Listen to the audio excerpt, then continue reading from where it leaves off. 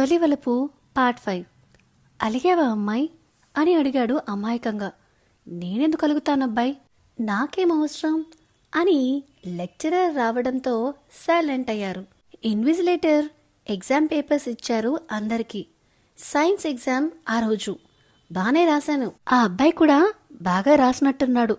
తల కూడా తిప్పకుండా తెగ రాసేస్తున్నాడు. ఎగ్జామ్ అయిపోయింది. ఈరోజు కూడా నాది తొందరగా అయిపోయింది. పేపర్ ఇచ్చేసి బయటికి వెళ్ళిపోయాను. మళ్ళీ షాప్లోకి వెళ్ళి చాక్లెట్ కొనుక్కొని వెనక్కి తిరిగేసరికి ఆ అబ్బాయి ఉన్నాడు. ఏయ్, మేనస్ అనేదే లేదా? ప్రతిసారి ఏంటి స్వామి నాకీ గోలా, ఇలా వచ్చి భయపెడతావు అని అరిచాను. ఐఎమ్ సారీ అండి, మీరిలా భయపడతారని తెలియక వచ్చాను. ఇకపై అలా రాను అని పక్కకి జరిగాడు ఆ అబ్బాయి. మళ్ళీ ఇలా నువ్వు రావాలన్నా నీకు ఆ ఛాన్స్ లేదులే అబ్బాయి. రేపటితో ఎగ్జామ్స్ అయిపోతాయి. ఆ తర్వాత నువ్వెవరో నేనెవరో అంటూ భుజాలు ఎగిరేశాను. ఆ మాటకి చాలా ఫీల్ అయ్యాడతడు.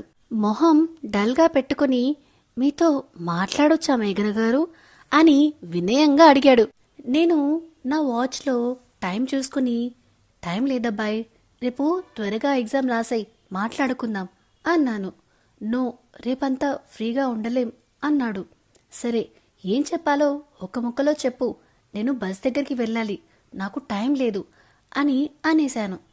ఓకే, చెప్పేస్తా అని నా ఎదురుగా నిల్చుని మేఘనా అని చాలా ప్రేమగా పిలిచాడు. అన్నాను. మేఘనా, ఈ మాట ఇప్పుడు చెప్పకపోతే ఇంకెప్పటికీ చెప్పలేనేమో అనిపించి భయం వేసి చెప్తున్నా. ప్లీజ్ ఒక్క 2 minutes పీస్ఫుల్గా వినవా అని రిక్వెస్ట్ చేశాడు. సరే, ఫీల్ అవ్వకు, ఏంటో చెప్పు అన్నాను నేను. మేఘనా, ఎందుకు నచ్చావో, ఏం చూసి నిన్ను ఇష్టపడ్డానో తెలియదు, కానీ ఇష్టపడ్డాను. ఇది ప్రేమో అట్రాక్షనో తెలియదు, కానీ నాకు నువ్వు కావాలంతే అని చెప్పి నా కళ్ళలోకి చూసి నా మీద నీ ఒపీనియన్ ఏంటి అని అడిగాడు. అతను చెప్పింది విని నేను షాక్. ఏదో క్యాజువల్గా మాట్లాడుతున్నాడు అనుకున్నానే కానీ ఇలా చెప్తాడు అని ఎక్స్పెక్ట్ చేయలేదు. నేను సైలెంట్గా ఉండడంతో మళ్ళీ అడిగాడు. మేఘనా, నీ ఒపీనియన్ ఏంటి అని. ఏం చెప్పాలబ్బాయి, ఇలా చెప్తావని ఎక్స్పెక్ట్ చేయలేదు. నీ పైన ఒపీనియన్ అంటే నాకు పెద్దగా ఏం లేదు. ఏం లేకపోవడం ఏంటి, ఏదో ఒకటి ఉంటుంది కదా, గుడ్ అనో బ్యాడ్ అనో అని అడిగాడు ఆ అబ్బాయి. బ్యాడ్ అని మాత్రం చెప్పలేనులే అబ్బాయి, అలా అని గుడ్ అని కూడా చెప్పలేను అని అతన్ని కన్ఫ్యూజన్లో పడేశాను. ఇలా కన్ఫ్యూజన్ చేయకు ప్లీజ్, నువ్వేమనుకుంటున్నావో క్లారిటీ ఇవ్వు చాలు అని రిక్వెస్ట్ చేశాడు. నీపై చెడు అభిప్రాయం అయితే ఏం లేదు, చూస్తే మంచివాడి అనిపిస్తుంది, అంతే, ఇది మాత్రమే చెప్పగలను అబ్బాయి అన్నాను నేను. ఓహ్, మొత్తానికి ఒక క్లారిటీ ఇచ్చావైతే, ఒక చిన్న హెల్ప్ నీ నుండి, అది చేయి చాలు అన్నాడు. ఏంటి అన్నాను నేను కోపంగా. ఓ, అలా చూడమాకమ్మాయి, ఎక్కడో గుచ్చుకుంది చూపు అన్నాడు.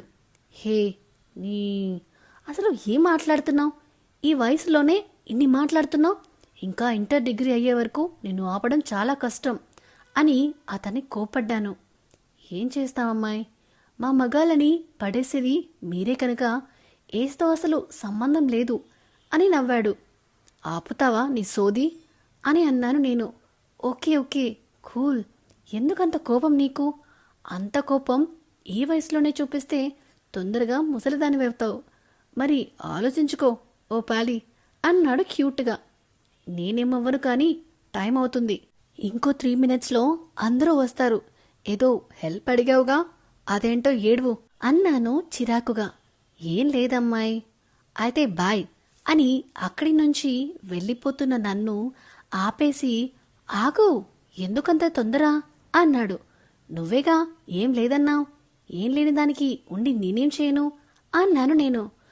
ఉఫ్, నీతో చాలా కష్టం అమ్మాయి అని. సరే చెప్తా విను అన్నాడు. చెప్పు అన్నాను నేను. రేపు లాస్ట్ ఎగ్జామ్ కదా. అవును, అయితే ఏంటి అన్నాను నేను.